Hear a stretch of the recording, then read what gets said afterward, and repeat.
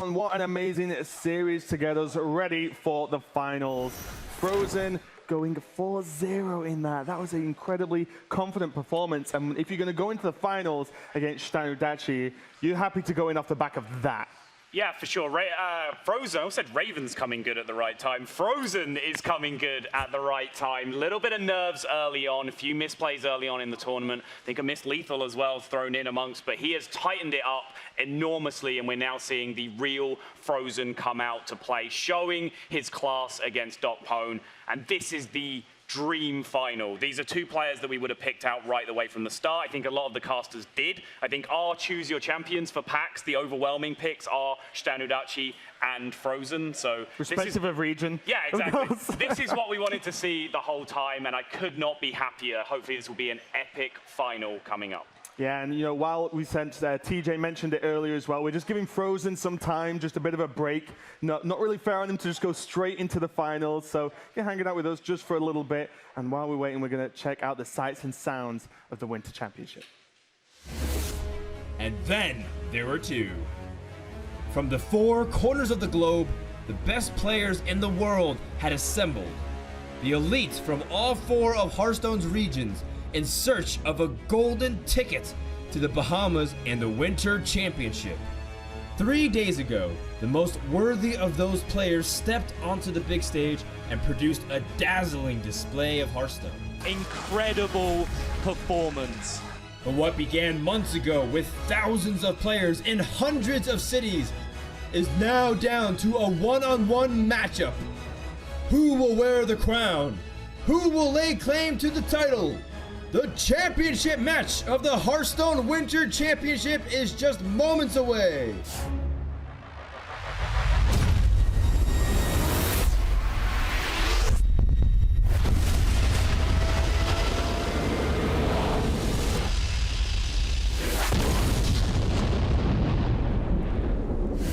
Hearthstone Championship Tour has been amazing already this year. We talk a lot about regions clashing, and this is the big difference as we talk about now, as we're getting very close to getting into the European versus North America's finals. But there is another tournament coming up soon that, although not completely region-based, is country-based, and that's the Hearthstone Global Games.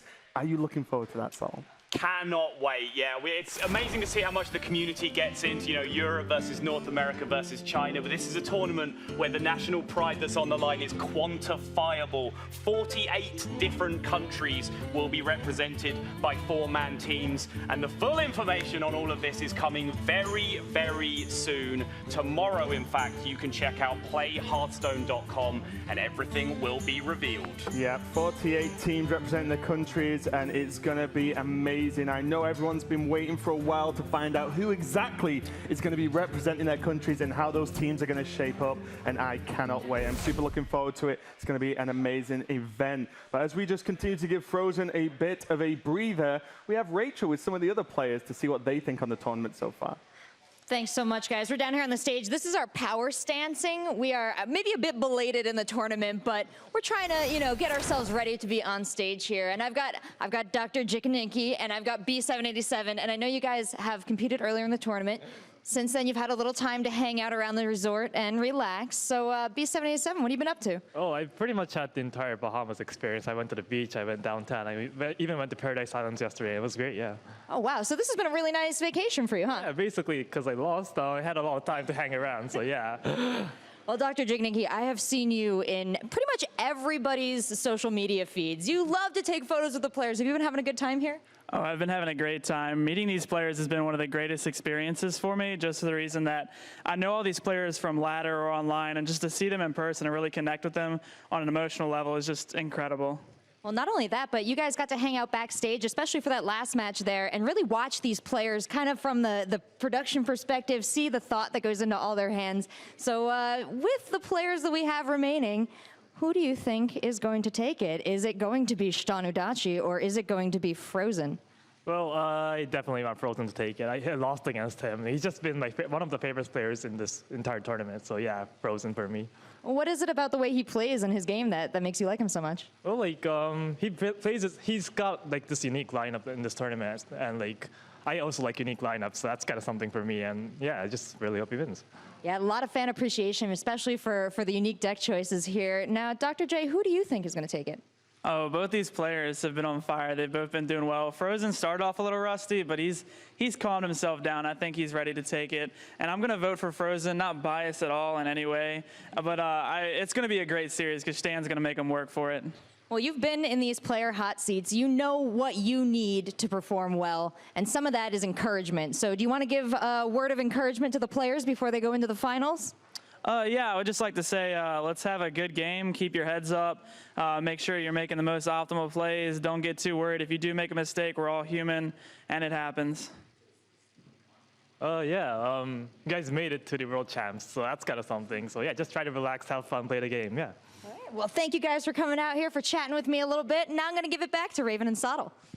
Thanks a lot, Rachel. Absolutely terrible bias there from the players. You know, Dr. J there picking Frozen due to the regions. Absolutely terrible because we all know Shtan is going to take the finals. So that's nothing to even question. It's definitely been a lot of fun hanging out with those players, though. It has, yeah. I feel like I'd have a lot more confidence in everything I did if I just had Dr. J next to me giving me a pep talk like that every single time. I want to play. I'm ready to go. That was awesome. But yeah. Great experience for these guys, you know, even though the initial misery of being knocked out of the tournament will strike them. It's just a wonderful location to have that free time to hang out, and, you know, both of those players seem to have had a great time this tournament experience as a whole. Yeah, and I have too. We've been here for 4 days. This is day number 4, and we're halfway through the day. We've had many, many hours of Hearthstone, and just in case you've not been able to keep up with absolutely everything that's been happening, you can check this out to catch up. It's Hearthstone in paradise! Welcome to the 2017 Winter Championship! So nice to see you around the hearth once more. Hello everyone, and welcome to the Bahamas. From around the world, these 16 worthy players have gathered on a quest to become Hearthstone's first global winter champion. I'm pretty confident competing with the best. I have what it takes to be world champion. Pavel, world champion, and he's going to be trying to do it again. It's go time! Let the games begin. We're definitely in quite a ride. We're going to see some intense competition. It's all on the line. Time to introduce the players. fr0zen completes the comeback here, down 3-1. Looks like X-Hope is prepared. He's got the lucky hat. X-Hope speaking to his deck right there, trying to summon that Jinyu out. It's the underdog. Samuel Sow takes game number 7. We're taking out one of the powerhouses. Wow. Omega Zero, one of the favorites from China, has been eliminated. Green Sheep, you have a large cheering section down here. I just like to thank everyone. And that's ShtanUdachi, the first player to move on to the quarterfinals. Yep, Maria is going to the top 8. Duckpone versus Pavel, newcomer versus the current world champion. Is that a weapon? That's the weapon! That is it. Duckpone takes down the world champion. Incredible performance.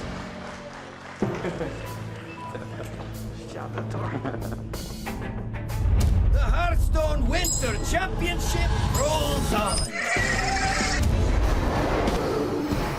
Things are way out of control. The journey continues. We have our top 8 players ready to continue battling for those 4 spots in the World Championships. 4-0 for ShtanUdachi and our first player into the top 4 and going to the World Championships. Nyria versus fr0zen. Huge congratulations to fr0zen there, fighting all the way back from multiple very rough spots. Samuel Cao is going to the semifinals. Do you have anything you want to say to all the fans in Taiwan? I did it. Fantastic. Duckpone, the 32-year-old player from Montreal, Quebec in Canada, closes out the series. His battle's not quite over yet, though. He's now in the top 4. ShtanUdachi, Samuel Cao, Duckpone, fr0zen, the semi-finals.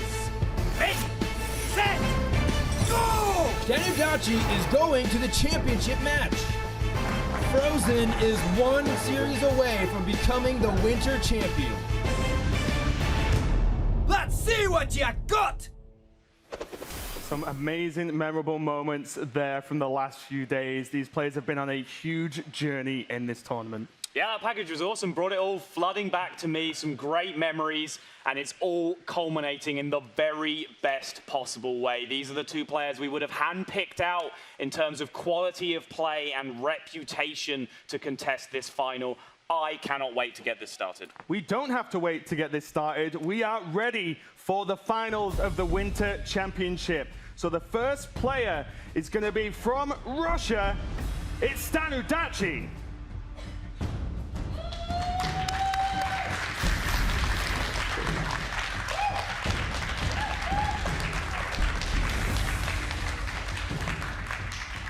And his opponent from America, it's fr0zen.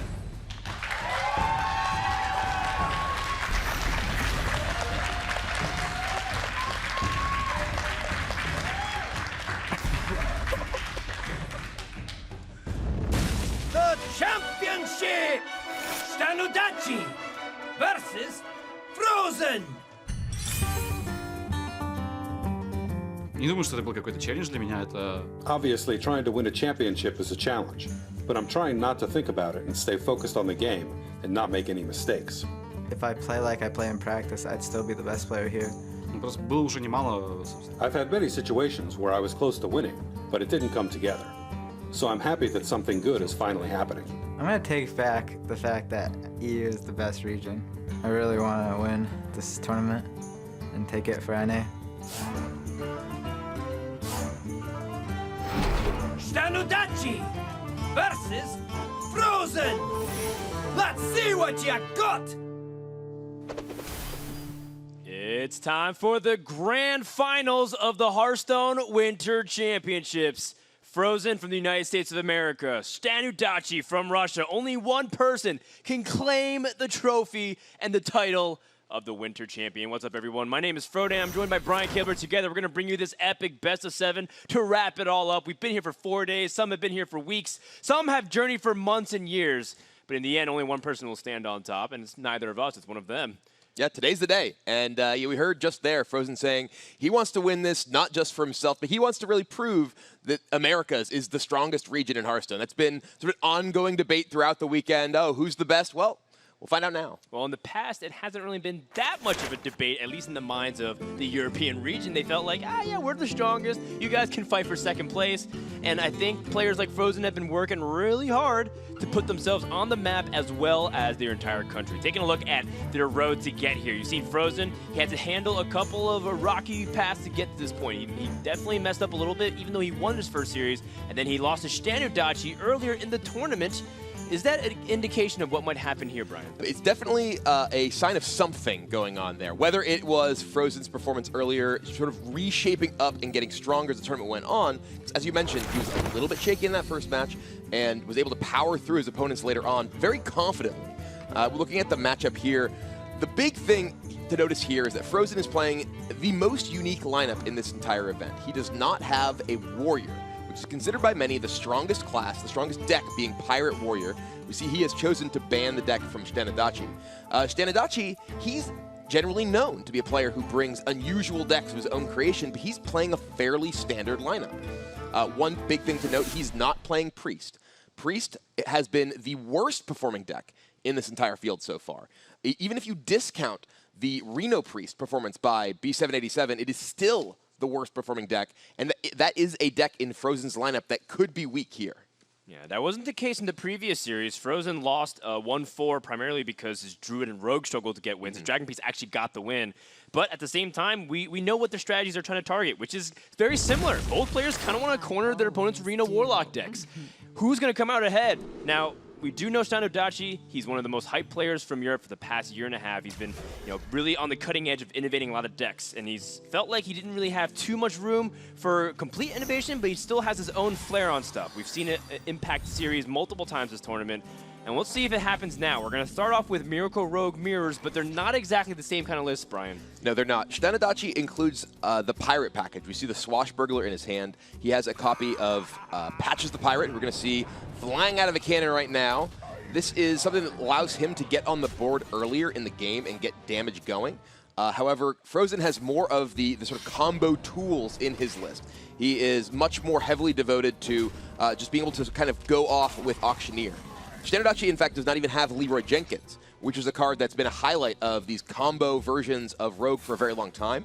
His only burst potential as far as charge minions are concerned is that Patches as well as a single copy of South Sea Deckhand. So his damage from hand capability is lower than fr0zen's. And fr0zen does have some of those other weird inclusions, such as Barnes. It's not necessarily weird as if that's the first time we've seen it, but it is unusual in the sense that people have largely gravitated away from Barnes, especially because of the Pirate package. That's why fr0zen took it out. He's not playing Patches. Instead, he's playing Deadly Poison and has completely skimped out on Swashbucklers. You mentioned that both these players are generally aiming to try to defeat their opponent's Reno Warlock deck. That's been a very popular and, in fact, very successful deck in this tournament. And each of these players designed their decks in such a way that that was something they're trying to corner from their opponents. And the exclusion of the Pirate package is relatively strong in that matchup because you do want to have the more of the big, powerful turns. But is this going to be a powerful Barnes? Tomb Pillager is an excellent result from Barnes for fr0zen because even though it's only a 1/1, when it dies, it will provide him with a coin, and that will fuel the Gadgets and Auctioneer in his hand. Yeah, if he can get to that point, though, one of the things that we've seen a lot with Rogue versus Rogue is how fast the game can end. You know, Stan does have preps. He has Ban Cleaves available to him, so if he wants to just push tempo, yeah, you can have a turn where you have Auctioneer concealed and full mana, but you start the turn at 12 health.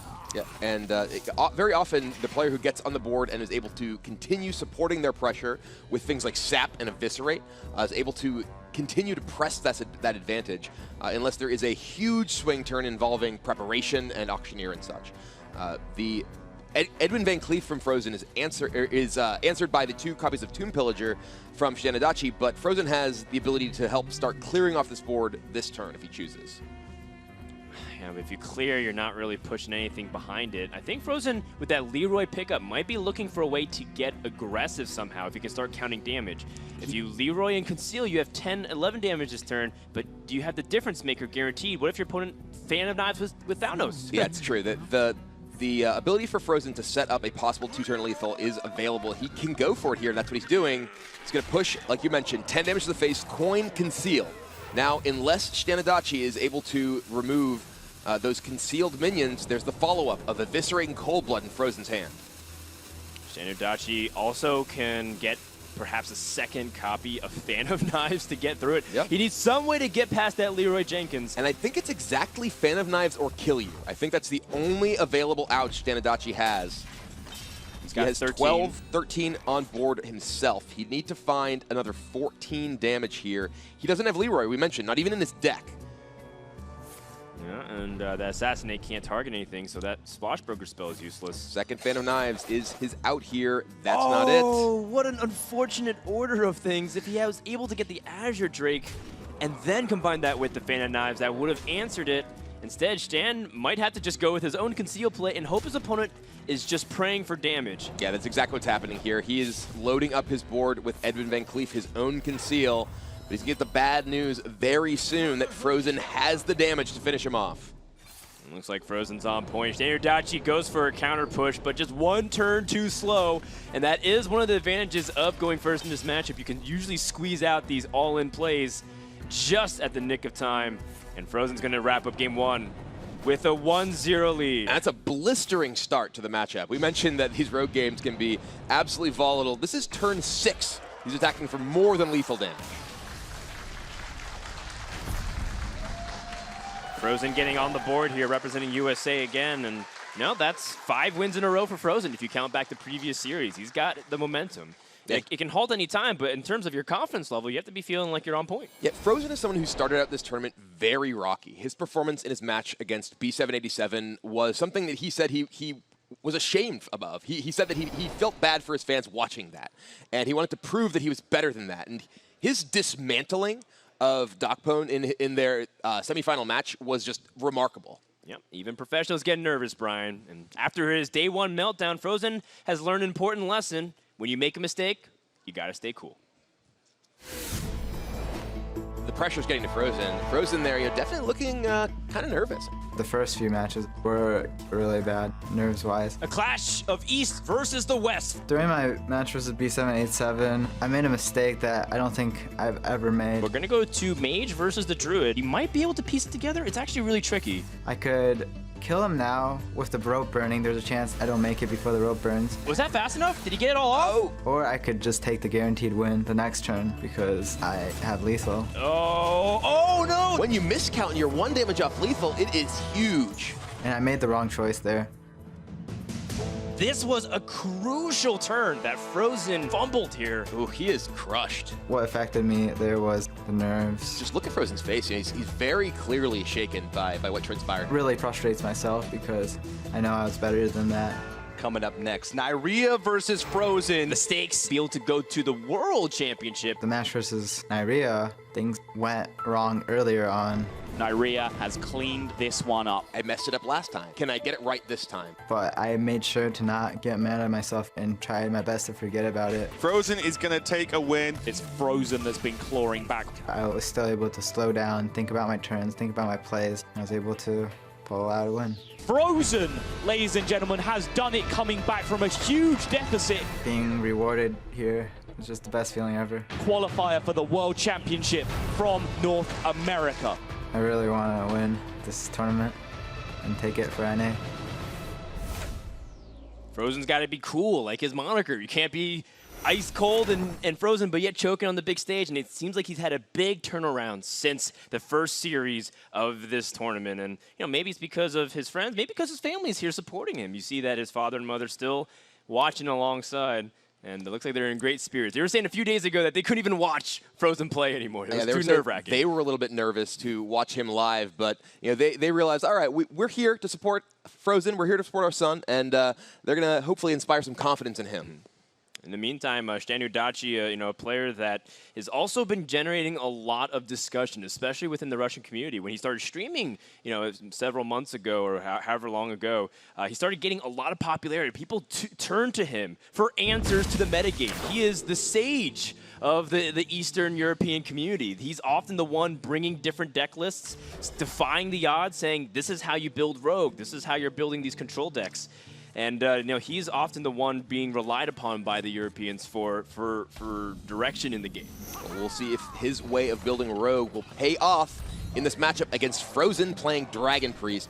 We mentioned that Dragon Priest overall in the tournament has had a pretty poor result, but it was the one deck that fr0zen managed to win with in their last match. So I wonder if that's affecting fr0zen's confidence going into this match at all. Well, at worst, he already did just as good as he did the previous It's true, he got one win. And Dragon Priest, we mentioned how it's just been subpar, and it's much hasn't changed since today. The statistics are under 40% win rate, and that just is an abysmal performance for what is one of the most popular decks showed up in representation. I think a lot of it was that people predicted that Dragon Priest would be a very popular deck and decided to play things like Freeze Mage that are much more solid against Dragon Priest than Reno Mage, for instance. Though Reno Mage is in Stan's lineup. And it'll be interesting to see if that is a deck that he'll be able to get a win with in this matchup, because it can potentially struggle against some of these decks. Yeah, not surprisingly, Reno Warlock has a high win rate. I think it's because of so many Dragon Priests being brought as well. fr0zen's a big fan of this play. Fran Bronzebeard on the board for tempo. And it's something that he's talked about a lot and something that other people don't really discuss too much these days, but maybe starts to happen a little bit more often. If Stan didn't pick up that Eviscerate, what happened this game if fr0zen was able to keep a Brand on the board? I mean, he has a very powerful hand to utilize Brand Bronzebeard. Cabal Talon Priest in particular can give it so much health that the only answer for Shtan would be Sap. And if he's using Sap on a 2-drop that has massive tempo value later in the game, that can go badly. But he is able to answer it, and now it is Draconid Operative for fr0zen. Those are some poor selections. Generally speaking, he wants to find interaction from the deck. Interestingly, he chooses to take the Tomb Pillager rather than Azure Drake. He doesn't have another dragon in his hand to enable the Twilight Guardian, so I'm somewhat surprised in that decision. Perhaps he wants to play the somewhat undercosted, overstated minion in the Tomb Pillager and have the opportunity to get the refund of the coin later on. Yeah, this is extremely surprising to me. You know, I was not expecting Tomb Pillager. I was expecting Azure Drake. You literally pointed it on the screen. Well, because he didn't have another dragon I in know. him. I 100% with you. And Shtan here, he's going to push damage and conceal his board here. He has 10 on board, 11 with the dagger, and fr0zen without another dragon could be in some trouble. Yeah, his Guardian doesn't have taunt. And he just moused over it, and I think he may have just realized he doesn't have another dragon. This is actually something that happened to fr0zen before. He played his Twilight Guardian in one of his early matches without a dragon in his hand, and you could tell he didn't have the realization that it wasn't active, but he's going to push damage to face. Shtan does not have lethal yet. He has 10 on the board. Auctioneer is a strong pickup, though. Yeah, I think while you're tempted to go for Auctioneer draws, you can also just set up another conceal play, but then you're left hoping your opponent doesn't have a follow-up taunt, or even worse. You know, what if he has Dragonfire Potion? Okay, Stan's blinking a little bit. He's saying, I don't want to get destroyed by Dragonfire Potion. I'm going to try to at least go for the Gadget Stand Clone. Yeah, and he's able to get some damage in here. His hand is a little bit light, though. He only has the Conceal as a spell. Picks up a coin. It'll be interesting to see if he decides to use it this turn. No, he's holding off. So now fr0zen's only way to interact with this concealed board would be the Dragonfire Potion that you mentioned. There's only a single copy. And yes, still no dragon. There's no taunt available for fr0zen here. Yeah, you know, fr0zen's trying to fight back with minion combat. And, you know, this Tomb Pillager does give Dragon Priest a lot of ability to play minions onto the board if they're given the opportunity, but now you're scared that you might die. Now this is kind of a crossroads for Shtan here. He could play the Questing Adventurer and try and start growing that large. He could play Fan and plan to follow that up with the Edwin Van Cleef. The Fan will give him more possible draws here. Ooh, Sap is a very good one. That lines up very well with the Edwin Van Cleef, so he's able to push some damage and drop a big minion on the board, though there is a Shadow Word Death waiting in fr0zen's hand, so he can take care of the giant fellow. I was going to say pirate. I'm like, he's not actually a pirate. He is not. He hangs out on a boat in Dead Mines. He looked like he could hang out with pirates, though. Yeah. Very ubiquitous in that sense. fr0zen now picks up another way to guarantee a dragon. He has Nether Spite Historian, which will activate whatever he picks, the Twilight Guardian. Looks like he doesn't really have much wiggle room, though, primarily because he has Shadow Word Death the Edwin. So that's going to be follow plays later on, but at the same time, we know that ShtanUdachi doesn't have Leroy, so maybe fr0zen felt like he could play with his health a little bit, saying there's less capable burst from ShtanUdachi's deck. Another Sap picked up by ShtanUdachi here. He does have 8 mana. He could potentially play Questing Sap if he wanted to this turn. Then fr0zen would potentially be able to answer the smaller of the 2 Questings. Just going to go ahead and go to Tomb Pillager and potentially try and get bigger Questings out in a future turn. There's also just a lot of pressure on this board from these 2 minions that could easily trade into one of the Questing Adventurers, and the resource of Sap being gone later would mean that you don't have a way to punch through a taunt. Yeah, and for that reason, I'm a pretty big fan of making sure that you save the Sap.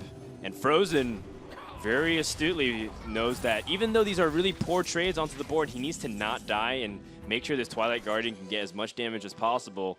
And one thing that's really important to note, this is a game where Shtan has played his South Sea deckhand. His deck does not include Leroy. So he has no ability to utilize the Cold Blood Burst unless he can stick a minion on the board. Oh, this is interesting. You know, I was thinking about the taunt minion, but of course you want to protect your Questing Adventure, so sapping the Tomb Pillager. fr0zen's Tomb Pillager has just not been that effective right now, just drawing back-to-back saps. And these are 2 huge minions from fr0zen here, or rather from ShtanUdachi here. fr0zen needs to find a way to stop them. He needs to perhaps discover a taunt here from Nether Spite Historian, or he might just be dead. That's not a taunt.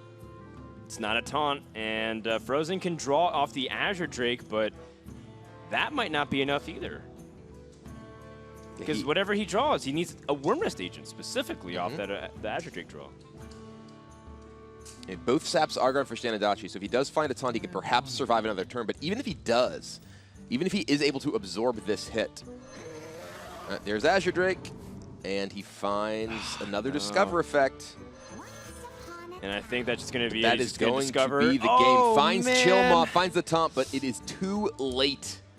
That stings, but ShtanUdachi is able to strike back with his own well-played all-in. Good job there to ShtanUdachi as he's able to even up the series 1-1. Yeah, we expected a close match between these two. As the other caster had mentioned in the intro here, these are two of the players who, if you were to look at this lineup and say, who do you think will make the finals? These are definitely among the top few. Well, ShtanUdachi definitely getting an important win under his belt. And like we mentioned, has been a trusted deck builder for many months now, as he's already achieved one goal, going to the Worlds. But there's another title that he's hoping to lose today, being one of the best players in the game to never win a championship. Мне абсолютно не интересно играть. Deck building in Hearthstone is an art. Нет мотивации. Building something new, something I've created, and making it work in competitive play is really cool. ShtanUdachi's brought quite an interesting lineup with a few tech choices. Разница просто. There's pleasure in playing Hearthstone with pre-constructed decks and winning. But creating your own deck and winning is double the pleasure. Deck building is an art. Game number 5 is going to go to ShtanUdachi, qualifying for the Bahamas. Конкретно для этого турнира. For this tournament, I had to pick more or less standard decks. Because of the variations of the opponents, it's really hard to come up with something creative that would actually beat those decks. Формат турнира. So I guess for this tournament, winning is more important than creating a new deck. You have to completely change your strategy based on what he's doing. Для меня реально важно. I've been trying to get into this tournament for 2 years. Now that I am here, it is very important for me to win. There's obviously the prize money, but that's not the most important part. The most important is getting more followers and proving to myself that all my hard work over the past 2 years has been worthwhile. ShtanUdachi on a path for conquest, trying to see if he can mark himself in history. Look at that stat, too. Look at that stat. That's arena wins? It's arena wins. He has 11,000 arena wins. And look at this, all the players from the tournament hanging out, supporting their friends who they made over the course of the week. Dr. Chikiniki and Green Sheep at the front, clearly having some fun. Yeah. ShtanUdachi getting more arena wins than Green Sheep got retweets for his Noggin Foggers. Oh! The crowd liked that one. Well, Shtan definitely has put in the time. He's put in the effort. Shout out to Green Sheep, by the way. Great performance by all European competitors, but Shtan is the only European representative remaining. And what a story that would be, again, that despite the fact that Europe started off great, had a little stumble, but in the end claims another championship on behalf of their continent and region. At that point, the debate really doesn't turn into much of an argument anymore, Brian. Well, it does not, but this is going to be a tough one for ShtanUdachi. Frozen with the Kun Malygos Aviana Druid. This is a powerhouse combo deck that is essentially tailored to beat a deck like Reno Lock. That's right. It's able to withstand some pressure by just trying to remove and then draw a ton of cards, take advantage of the passivity from the slower deck, and try and kill your opponent, who also naturally wants to lower their own health by life tapping, which is also an added benefit. Yeah, we've seen a lot of Druid versus Warlock matches throughout the week. Most of those have been Druid versus, or rather Jade Druid versus Reno Lock. And the power of the removal effects in the Warlock deck are what have often swung that matchup in the Warlock's favor. It's been pretty even, I think, over the course of the week. But this matchup, those removal effects like Twisting Nether, not really what swing the match. fr0zen's not trying to build a big board and kill you. He's trying to build a board for a turn that aids in killing you that turn. Okay, this is so interesting to me because, I feel like fr0zen, what makes him so special is the fact that he looks at alternative lines all the time, and he's choosing, instead of adding more to his burst and game plan, says, I want to get something onto the board here. Yeah, he had an option, I believe, to take a, was it a Moonfire there or another Living Roots? Yeah. And decided instead to take the Power of the Wild. This allows him to pressure immediately. If ShtanUdachi had not been able to answer with his Imp Gang boss, this could potentially get in a significant amount of damage over the course of a few turns. And also, he's potentially, with the Nourish in his hand, going to be drawing a bunch of stuff. So he doesn't want to hold those combo cards in his hand. He wants to be building up his mana, building up his hand as it is, so he needs to use some of those cards before that point. Yeah, it's very interesting when you put it that way. I think that makes sense. If fr0zen was able to even get 2 turns of attacking, you get 6 damage, and guess what? Moonfire with Malygos is 6 damage. So you're able to just really pressure your opponent preemptively without having to have the Malygos. And, we have seen some combo decks run into problems with hand economy. You know, sometimes you have too much cards and you can't really play Nourish. You have to dump some cards suboptimally. My hand is too full. Well, it might be the case for some of these players, but it's like that is one of the most important abilities or skills as players play some of these decks is to manage your hand correctly. Speaking of managing your hand and drawing cards, the Blood Mage Thanos, very interesting tech choice for the Reno Warlock. Do you have any opinions on it now that we've seen it in action? Well, we saw it absolutely swing a game in the match, I believe it was last night, where he was able to combine it with Hellfire to clear up a board of 4/4 minions. It has been very powerful. One of the things that I really like about ShtanUdachi's list is it feels like it is better suited to a metagame in which he is planning to ban Pirate Warrior than many other players' lists have been. For instance, he doesn't include a copy of Acidic Swamp Ooze, which we see in a lot of players' deck lists. When you're planning on banning out the Pirate Warrior deck, that card loses a lot of value. Interestingly enough, fr0zen also not playing a copy of Acidic Swamp Ooze. So I really like the fact that these are two players who've been very well rewarded for their understanding, not only of what decks they want to bring, but the specific card choices within those decks given the field they expect and their own ban. Yeah, it makes sense. And they've come to two different strategies, which is what makes it interesting. fr0zen coming up on this turn, really trying to figure out how he want to utilize the rest of his mana. He can get even more value off Fandral. He can Wild Growth for the crystal so he can gain something else, but he also can save it for the card draw. This is a little bit of a hard decision from fr0zen. It looks like he'd rather have the crystal so he has more room to play with, and once again, doesn't really value too much of the card draw. He does have Nourish in his hand, so he's going to be able to pick up quite a few more cards already. And now ShtanUdachi, he has a pretty full hand thanks to Life Tap. Being a Warlock helps in that matter, but he's going to be able to reduce a very large hand that crucially includes part of his combo. His ability to burn fr0zen out from a relatively high life total. He doesn't have the Faceless or the Leroy, but he does have Power Overwhelming and Soulfire, which can contribute to his burst damage. Man, this is starting to get really scary for both players. ShtanUdachi has an intimidating board. He's got 11 power represented just right here. And fr0zen's just going to remove right now because he's just not feeling confident about staying alive. His opponent can keep this much.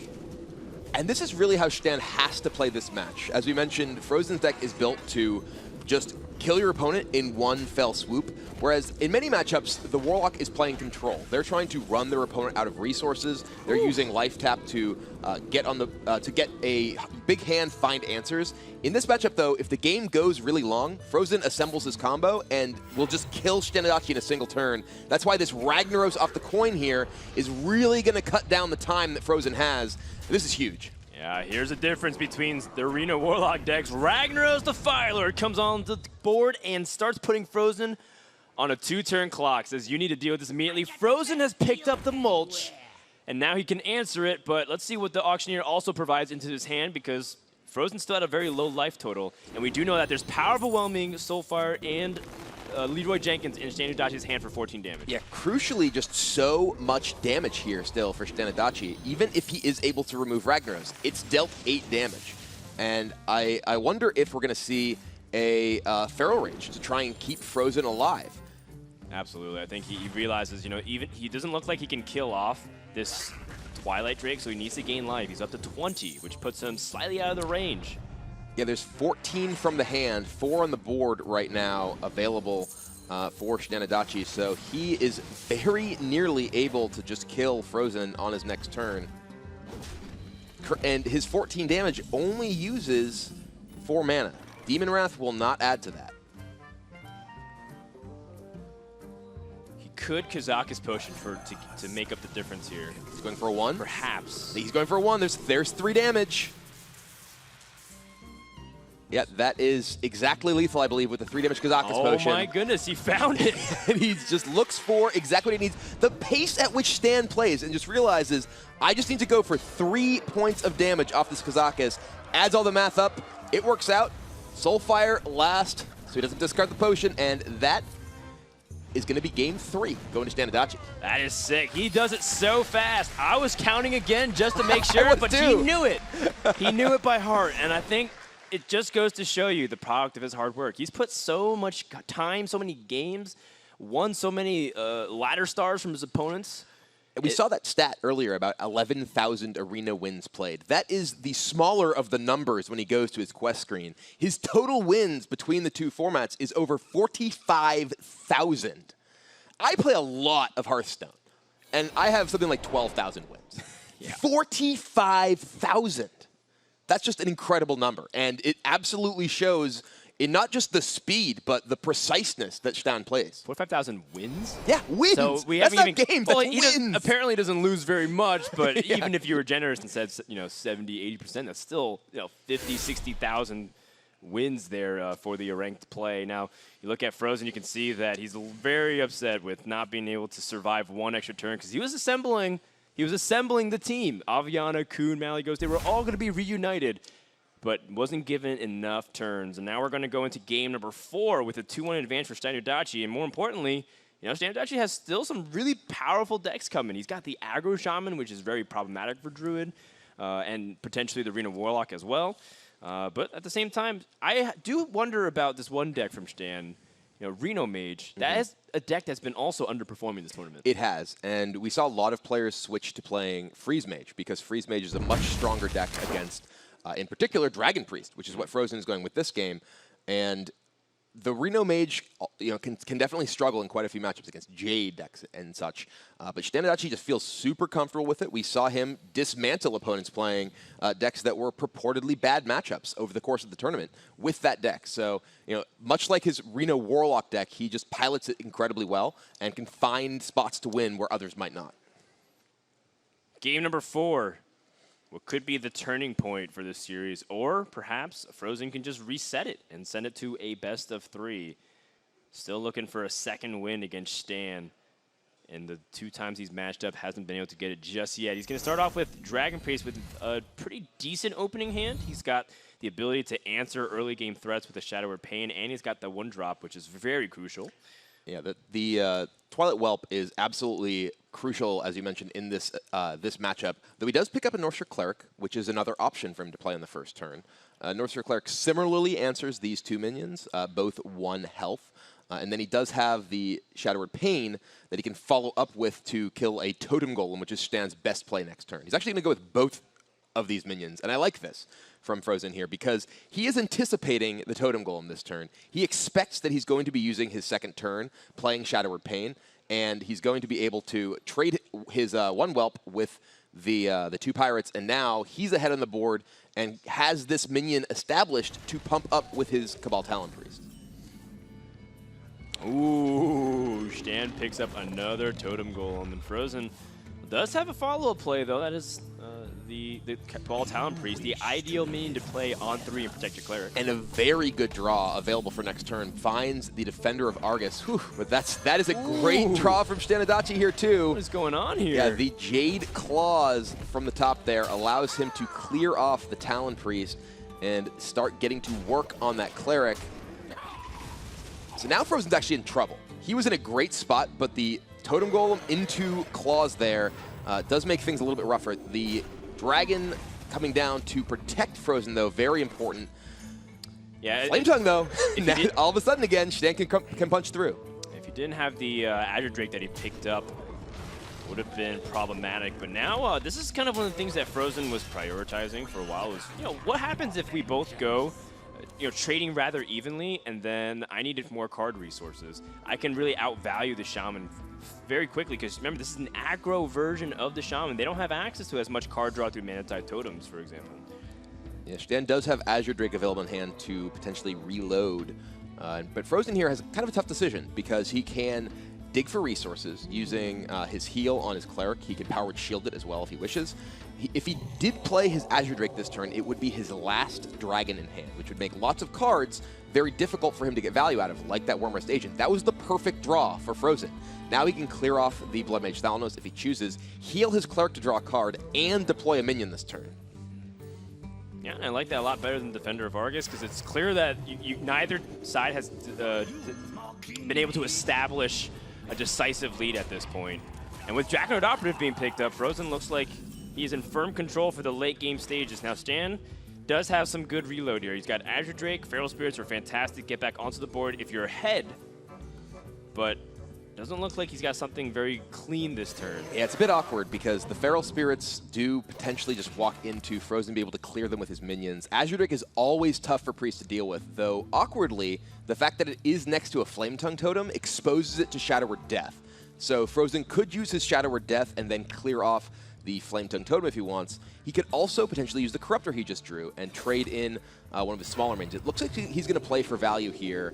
Oh, he's going with the Defender of Argus. Okay, this will allow him to clear it off and develop more to the board. And now both of his minions are bigger than the attack of the Azure Drake. And he does save the Shadow Word Death for a 4-mana 7/7, which is exactly what Shtan draws. I like it. He knows that this type of aggro shaman does not have access to Lightning Storm, so if his opponent weakens his own board by attacking into it, he can use Blackwing Corruptor to push for damage and get value off Defender of Argus while he has the chance. Because as time goes on, you might have only one minion sticking to the board per turn. Yeah, I think we'll see a Shadow Word Death perhaps this turn, simply because there is a 7/7 in play, and you really don't want to give that much value to it when you have the ability to set your opponent back. Unfortunately, he has no good play. Everything else costs 5 mana. So this is actually a pretty awkward spot for Fr0zen in terms of just his ability to actually develop anything on the board. He can clear off the other 2 minions and heal his Wormrest agent. All right, he's actually going to leave up the Flame Wreath Faceless and allow the Faceless to clear his taunt minion. So this does give him a 5 mana and 3 mana play the next turn. So from a tempo perspective, this could be a lot stronger, but ooh, Jade Lightning picked up. That's going to swing the board very much towards Shtan. Yeah, back and forth this game goes. Neither player able to 100% secure a board and snowball it. Although it's starting to pile up more and more because of the way things have worked out. This is the perfect turn that Fr0zen was looking for. And this might be Fr0zen's push to win the game. And look at Shaman, it's down to 13 health. Yeah, Shtan has been using the Jade Claws to attack Fr0zen's minions. Fr0zen is at 29, and he is the deck which is essentially stronger the longer the game goes because he has more high-impact cards. Shtan's the aggro deck, and he's behind at this point, which is quite bad for him. But Maelstrom Portal... I mean, if you need to get a totem, I think that was it. Being able to clear the Blackwing Corruptor, but Fr0zen is waiting on the other end with area effect cards. Chooses instead for the Operative, and now has found Lightning Bolt. I think he was or maybe... a 4-mana 7/7. Yeah, maybe the opportunity to find game-ending damage if he's able to tuck it behind his belt here. Or in his belt, rather, with Holy Nova and Lightning Bolt. That's only 5 direct damage. Where does the other 3 come from? He does have Azure Drake, which can help support these, but this is just such a strong tempo play. He had 4 mana left over, and giving him a 7/7 is not bad. Give them a taste of their own medicine, Brian. Crucially, too, Fr0zen has Azure Drake plus Holy Nova next turn, so those Feral Spirits are not going to protect ShtanUdachi's face at all. Shtan is going to have to just go kind of an all-out push here, use his burn perhaps to kill the 7/7, or it looks like he's killing the Operative instead. And yeah, he's just not going to have the tools. Going to try to protect himself with these doggies, but Holy Nova plus spell damage will clear the way for his own betraying 7/7. That's right. Oh no, he's overloaded. He's overloaded. Oh, you're right. Never think of a priest being overloaded, but he will still attack him down to 1. I missed that part, but he's at 1, and there's a Holy Nova. Clear. He's still dead, just going to take another turn. Doesn't really matter what Shtan draws here. Would have to have something crazy in his deck. That's going to be game 4 in the books. And Fr0zen able to tie up the series. We're going to a best of 3, Brian. Yeah, and I think crucially, Fr0zen did get that Priest win, which is potentially pretty important against Shtan's lineup. There is the Reno Mage, which would have been a great matchup. But perhaps more importantly, Shtan got the Reno Warlock win. And that was a lot of what Fr0zen's lineup is trying to beat. You know, look at Fr0zen's remaining decks. He has Reno Warlock of his own, and he has the Malagos Druid. Shtan still has that Aggro Shaman, which can definitely punish the slower Druid deck, as well as cause a lot of trouble for Reno Warlock. So it'll be interesting to see where Fr0zen can find a win there. Perhaps he needs to have his Druid lineup against Shtan's Mage. Reno Mage definitely the big question mark over my head, but at the same time, this Malagos Druid has had some middling results. It's been looking great in some games, and others it just falls flat on its face. Fr0zen swears by it, though. It's his favorite deck, and it's gotten him this far. Let's see what happens in game number 5. It looks like we're going to Shaman versus the Reno Warlock, a pivotal game for fr0zen here, because at least prior to the nerf of Small-Time Buccaneer and Spirit Claws, Aggro Shaman was favored against Reno Warlock. I wonder how much it's changed since then, because I haven't actually played that much of this matchup. It's usually mid-range Shaman. It is a lot easier to win as a Shaman than when your opponent had their Flame Imps and such they could essentially play. One of the big differences for most of the aggro Shamans was that they tended to remove the entire Pirate package. Shtan actually still has South Sea Deckhand and Patches, which makes his Flame Tongue totems a lot scarier. But speaking of scary, Doomsayer from fr0zen is the absolute best possible response he can have to a Totem Golem, and he is off to a very strong start in this game. Ooh, Twilight Drake picked up, gets on the board with a big minion when he's still at 27 life. Yeah, massive pickup here from fr0zen. Otherwise, Kazakus was his only play. ShtanUdachi, you know it's bigger. is not stopping for anything. He just drops the 7/7, says deal with it, and fr0zen can. All right, he is taking a 5-minute spell. Mystic Wool gives him potentially the ability to polymorph the 7/7. If he so chose. He went pretty quickly with those selections, so we'll try and get eyes on exactly what that potion does. It is polymorph, summon a 5/5. So we'll see if Shtan decides if he's going to go face here. He does have the tools to kill a lot of things. We see the Pirate Star coming out. He could just play for board control here, given that there is... yeah, he has the ability to clear off the Kazakus with his weapon. So now there's no guaranteed polymorph from that potion. fr0zen would have to go for the 50-50, attacking into one of the smaller minions and then firing off the Kazakus potion to try to stop the Flame Wraith Faceless.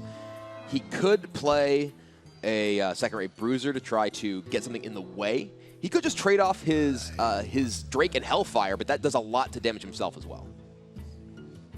Yeah, not to mention that your hand still looks a little awkward with how you're going to play the following turns. You have to plan an escape route. You know, you have to figure out what's a way for me to get onto the board and destroy whatever he plays, because you know that your opponent's coming up on what looks like to be 5 mana. So if they play Azure Drake, what are you going to be doing in that situation now that you don't have things like Shadow Bolt? And fr0zen doesn't even have Reno, or any Refreshment Vendor, or a Farseer. So every single point of damage really hurts here. Yeah, and that's got to be weighing on his mind in terms of whether he wants to try to fit a life tap in, playing the taunt minion and getting a bit closer to maybe finding Reno. Reno is so crucial to being able to survive the long-term direct damage output of the Shaman deck that if he can't find it, he's in a lot of trouble. And the rope's burning. Doesn't have much time. He's going for the 50-50. Oh, here we go. Oh, the 1-1 becomes a 1-1. Can't win them all. And that's disastrous. Is this just lethal damage? There's 7, so. 8. Yeah. Yeah, he has 12, 13, 14. It is, in fact, lethal with the Flame Tongue plus Lava Burst here. And ShtanUdachi is going to be 1 game away from the championship. And record time. ShtanUdachi not stopping for a beat, as he is going to go up 3-2 over the Reno Warlock and is on championship point. And we mentioned the kind of quirky deck that ShtanUdachi is playing in his lineup that many players did not bring is this Reno Mage. It's his last deck he needs to get through. This is a deck that's kind of underperformed. This is a deck that a lot of players chose to swap out of their lineups. If they wanted to play Mage, many players chose to bring Freeze Mage instead. And now he's going to have to find a win against the combo Druid and this Reno Lock, or this Reno Lock. Well, you know, Reno Mage definitely can also beat any deck. It's one of the, it's a Swiss Army knife, so to speak, of decks. So we'll see if ShtanUdachi is able to follow up on that. You can see that fr0zen really distressed when he saw that he had to go for this polymorph onto the 7/7, and you know, I don't think it was a bad idea. I think he realized that this is a chance to blow out my opponent because my hand just looked really weak. You know, Emperor Thor's hand doesn't stop your opponent from hitting the face with minions. Spellbreaker, what's that gonna do? Silence a Flame Tongue totem after he's already punished you? It's not gonna do anything. So he had to go for a very risky spot to try and win the game and stop that Flame Wraith Faceless from attacking. Well, we are about to get ready into what could be the final game of the championship. fr0zen with the combo Druid. And this is the kind of deck it's built to beat. Reno Mage does have more resilience to the combo than, say, Reno Warlock does, because the priest, or priest, not priest, no priest here, it's a mage. The mage has access to Ice Block, which can crucially, as we see in Shtan's opening hand, can crucially protect the mage from that one-turn combo damage. Ooh, Counterspell too. We saw in this tournament, fr0zen got his Nourish countered by a counterspell off of, I believe it was another Babbling Book. And he's a player who could run that Nourish out into that counterspell just thinking, well, the odds are it's not that. The odds are it's not something that can actually disrupt my card. Well, fr0zen seems like he's been in the clutch a lot this tournament, going 7-1 whenever he's facing elimination.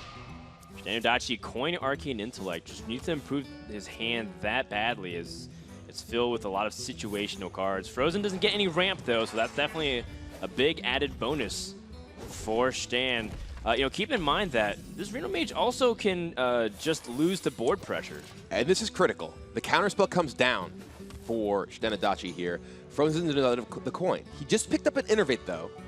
He could aim to Innervate and potentially play a Nourish this turn. If he plays Innervate, the Innervate will be countered and he'll still have access to Nourish next turn. He may just play Fandral and hope to play the Nourish next turn.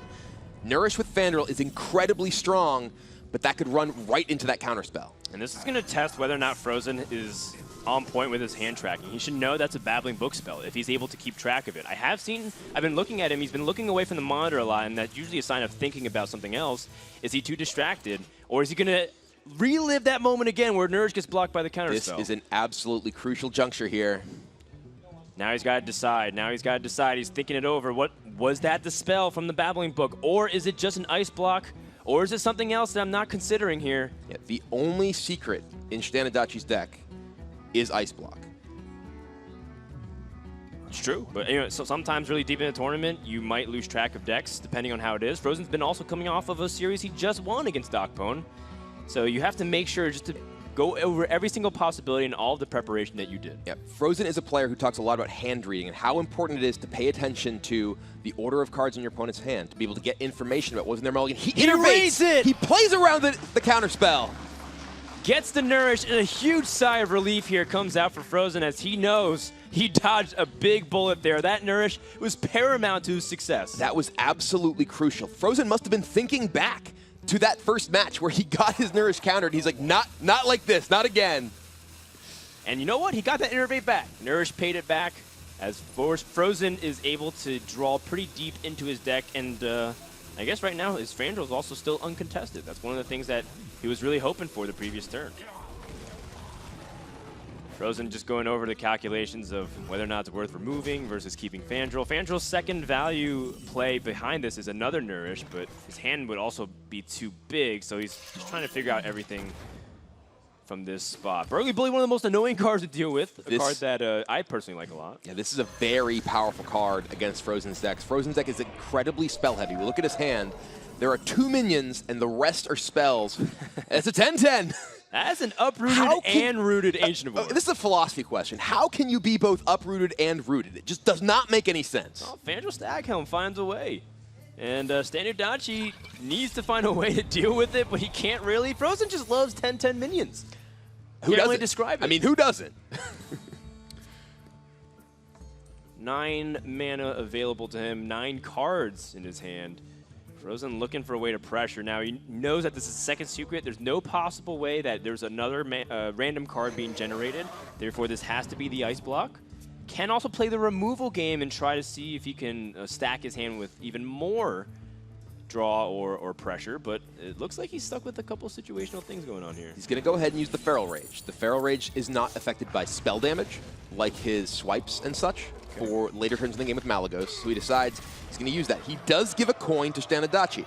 That is very powerful in Shtan's deck, largely because of Archmage Antonidas, as well as the ability to power out a card like Alexstrasza. Crucially, too, that Feral Rage is one of the ways that fr0zen can protect himself against burn damage, which is Shtan's primary road to victory, especially in a game like this where he's behind. And he's very far behind. That's a 10-10 still hitting him. Yeah, and Reno Mage does struggle in the face of way too many stats onto the board. When there's a lot of health, and especially if the minions are putting you on a clock, Reno Mage does tend to flounder a little bit. That is another big thing about what about the Kazakus already being played, is the fact that ShtanUdachi doesn't have a way to remove a mass board. So even if fr0zen goes down here in this board, and loses all of his burst. What if he just goes for a big, Malygos Aviana Kun turn and tries to win that way? Well, that may be what we're looking at, and Forgotten Torch does take down the other Drake. And there's still a gigantic tree on the board. Frozen can pop this ice block right now. He's going to try to pop it with the least amount of resources invested. And, it seems like Azure Drake, which replaces itself, is a good start. You have Blood Mage Thanos to help piece together a massive amount of damage with any kind of spells. And crucially, if Shtan is committed to playing Reno next turn, he only has 2 mana left over to deal with this Ancient. He will swipe, breaks the ice block, and clears off the Azure Drake. This is a very tough situation for Shtan to come back from. Does end up using the Raven Idol card, so Shtan doesn't have to worry about that anymore. He does have a Polymorph finally, but his Reno Jackson is the only play that keeps him alive, guaranteed in his mind.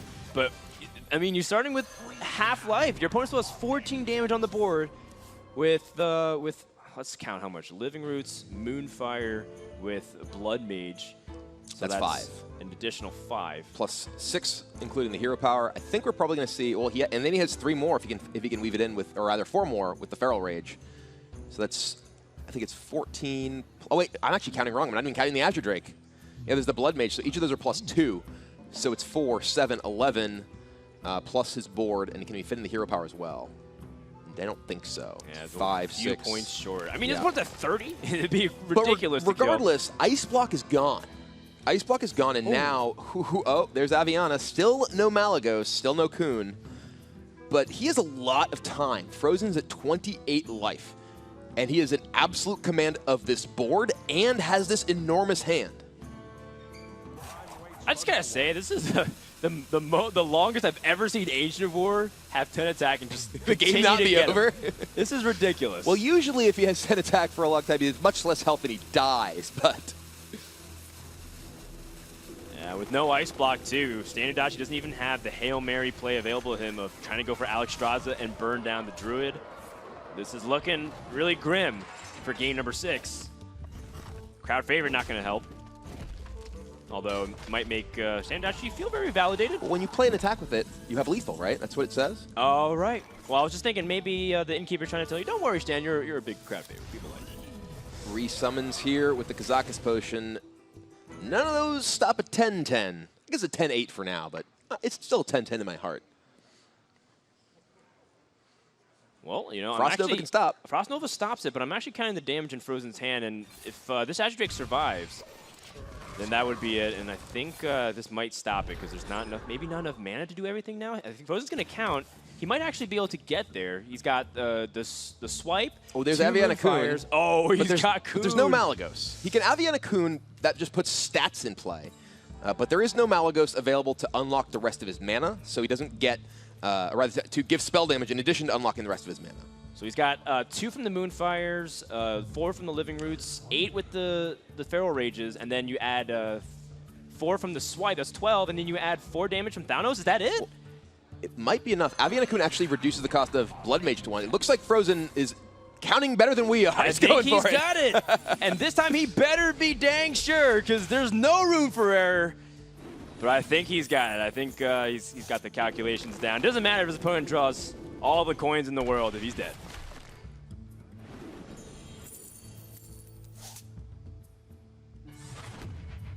He's actually going to draw too many coins, Brian. He is. He can take those with him to the grave. He'll be buried with those coins as the Feral Rage will come in for the final 4 points of damage. There it is. And send us to the final game, game number 7 of the Winter Championship. Frozen ties it up. It all comes down to one final matchup. Strike Druid off the board. ShtanUdachi just has to win with the Reno Mage. Did have a little bit of an awkward draw. Starting off with just the book and Arcane Intellect, but picking up way too many heavy cards. And Frozen hit the ideal setup. Fandral plus Nourish, just going to show you why that combo is so devastating. Yeah, and now we are just down to 2 Reno wins. It'll be Reno Warlock for Frozen and Reno Mage for ShtanUdachi. This is a matchup that's super interesting. There's tons of kind of stages of the game where each player needs to respect certain threats the other player can generate. Once we get into it, we'll see exactly how it pans out. But the burn version of Reno Mage that ShtanUdachi is playing is particularly strong in this matchup because the Reno Warlock uses their life total as a resource with life tap. And you can have this dance where you can essentially force your opponent to play Reno or risk dying to your maximum damage combination. Because ShtanUdachi even has Pyroblast in his deck to discount with Inkmaster Salia and generate huge damage turns. Game number 7, it's all on the line. Win this game and you're the champion. fr0zen versus ShtanUdachi, Reno Mage versus Reno Warlock, and the final send-off of Mean Streets of Gadgetzan and the Year of the Kraken. Would you want it any other way, Brian? Not at all. I love Reno. I'm glad he's going to be gone, but I love Reno. And this will be an absolute send-off for everyone's favorite treasure seeker. Who is he? Who will he bring the treasure to? Will it be Shtan or fr0zen? Babbling Book picks up an Arcane Missiles. Not so hot in this matchup, but it can do some damage.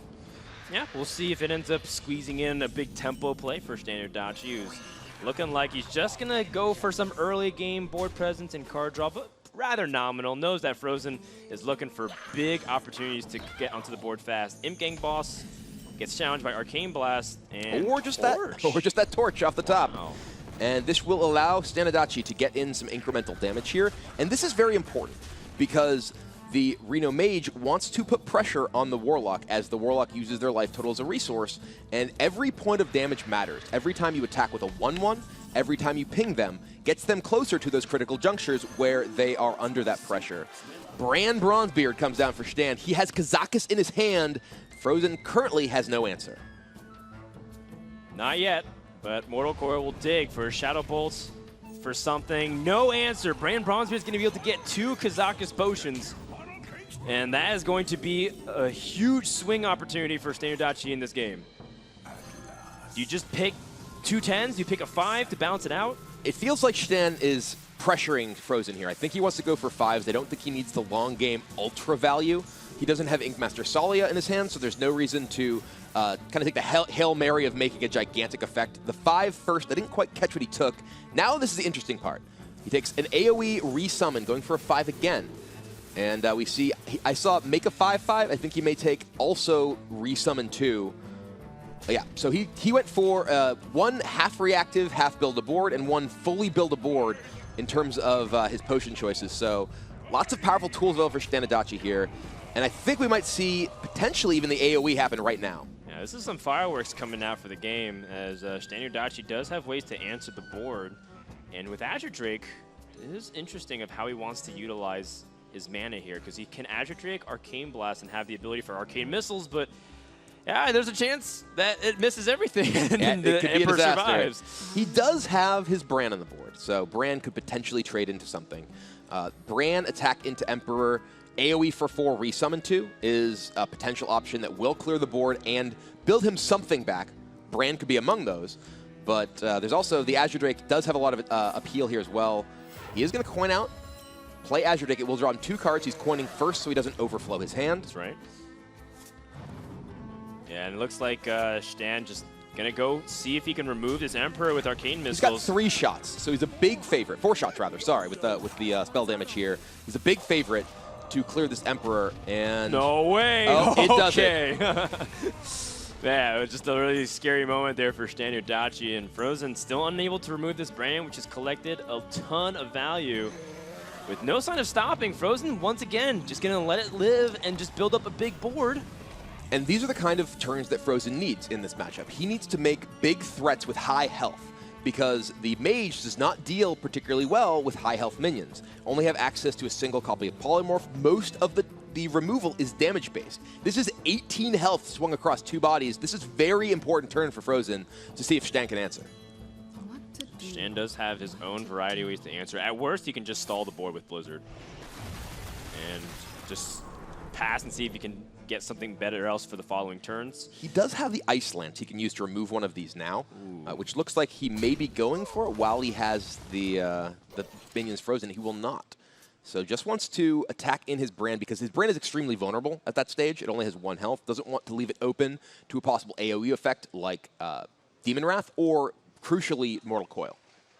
Yeah, well, Ice Lance is really important for extending the range, so I don't like using it there, so Stan holds on to it. The attack here also really scares Frozen into thinking that there might be Flame Strike or some other opportunity that Frozen is going to have bad development.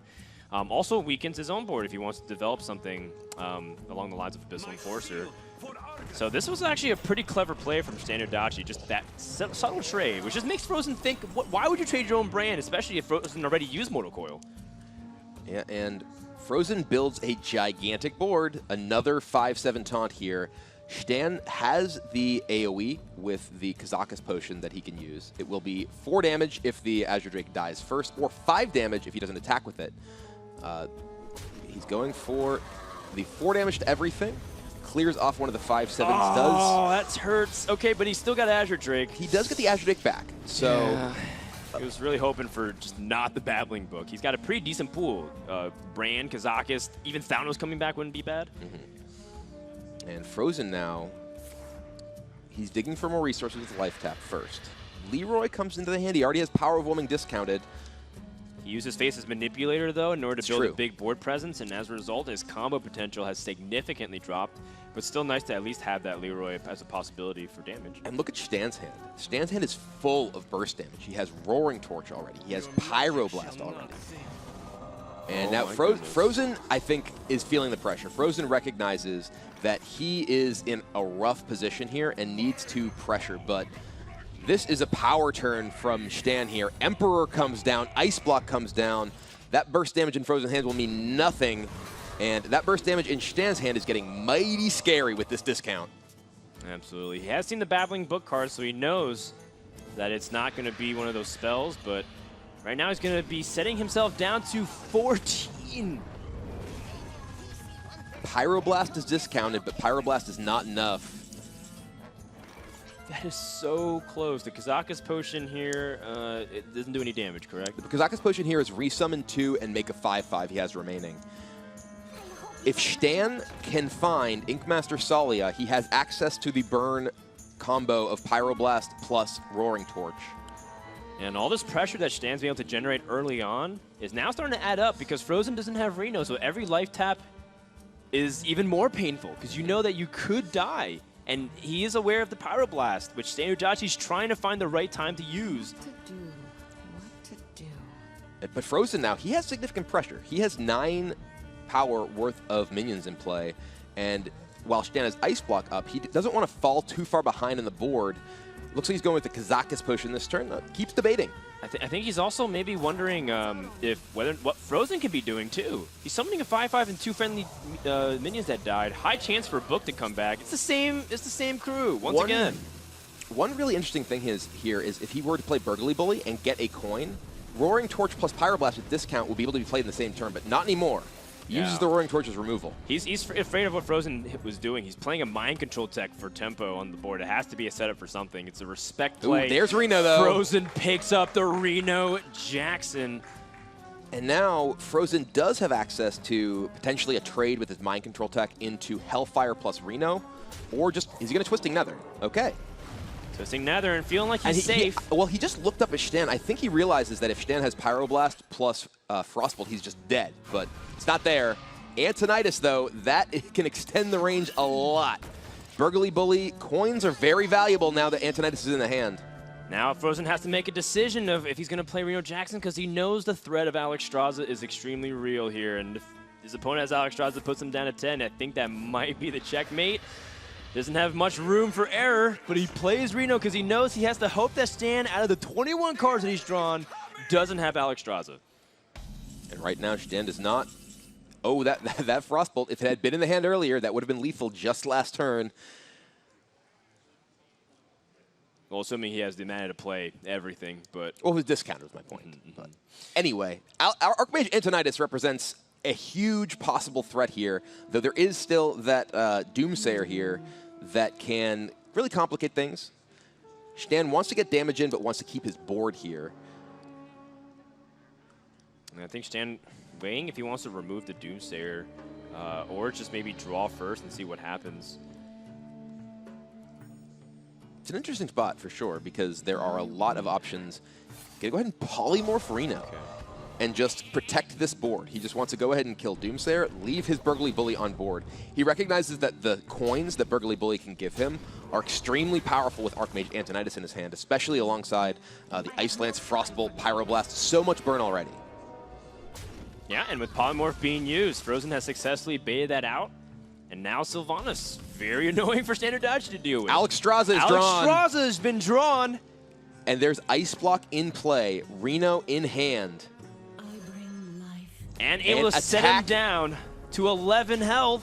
This is the 2-turn lethal. Yeah, I don't think there's any way out of this for fr0zen. He's already used Reno Jackson. He can steal a minion here, but he cannot go high enough in life to survive Shtan's next turn. Is there any way, looking at fr0zen's deck, let's just even have Cabal Courier or something else that can help bail him out of this situation? It doesn't look like it. I am not seeing it. Power overwhelming. He can clear off the bully. Yeah, he's going to try to clear off most of the board. He's going to go to Jiraxis at 15 life. But that doesn't solve enough here. ShtanUdachi's got 13 burn just on the follow-up. And he can set him down to 1 health. He's also got the coin, so he can actually use everything here. Yeah, Pyroblast plus coin, plus Frostbolt, plus Ice Lance. ShtanUdachi finds the burn, and he will be the 2017 Hearthstone Winter Champion.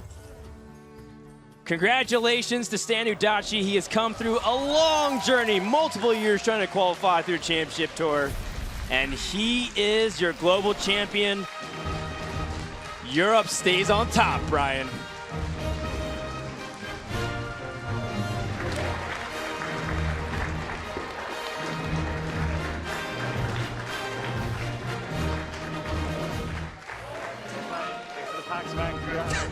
Purple Monkey Dishwasher. Congratulations, man. Congratulations. So much.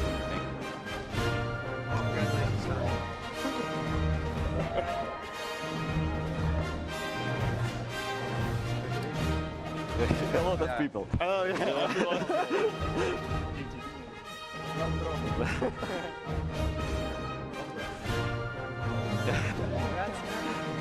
Congratulations. Congratulations. Oh my goodness, ShtanUdachi, you have tried so hard. You've gotten so far. You have been in this game for so long, and now you have finally secured your championship. What does this mean to you, and what are you feeling right now? Очень сложно описать чувство, это очень круто, очень круто. Шел к этому 3 года, и наконец-таки удалось этого добиться. It's really hard to describe my feelings right now. I've been going for this for 3 years. I'm really excited right now. Well, you have a fire burning inside you, and that is not just the fire of passion for Hearthstone. You have a raging fever right now. You have overcome so much to be here. Tell me about how it took you to get here on this stage today, and what it means to you to look at all this crowd and to be their champion. Пока еще сложно осознать вообще, что я выиграл вообще, я пока еще сам, наверное, не понимаю.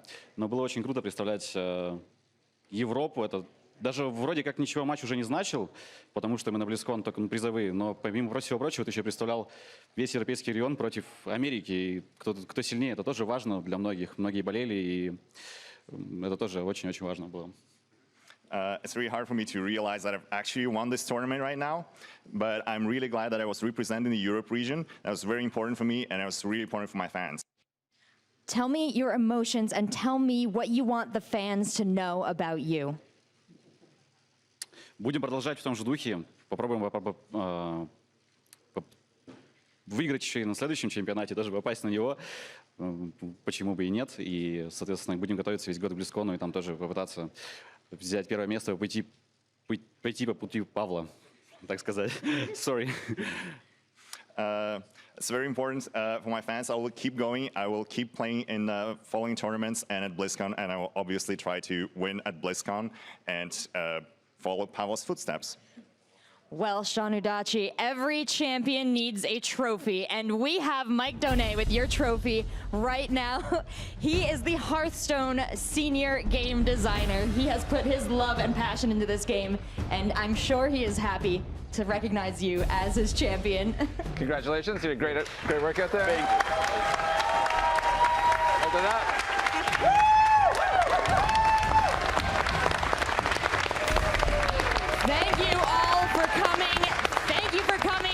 the Hearthstone Championship Tour Winter Championship. And please give it up one more time for our winner, ShtanUdachi.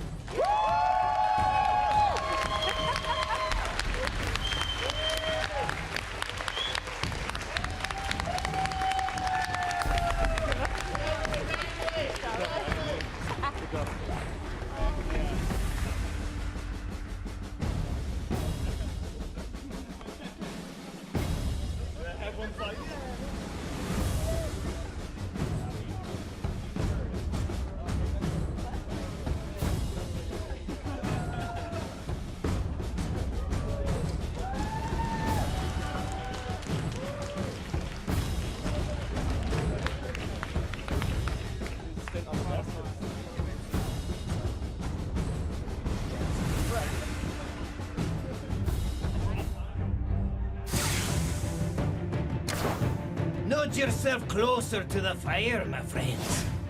For there's a new tale to be told.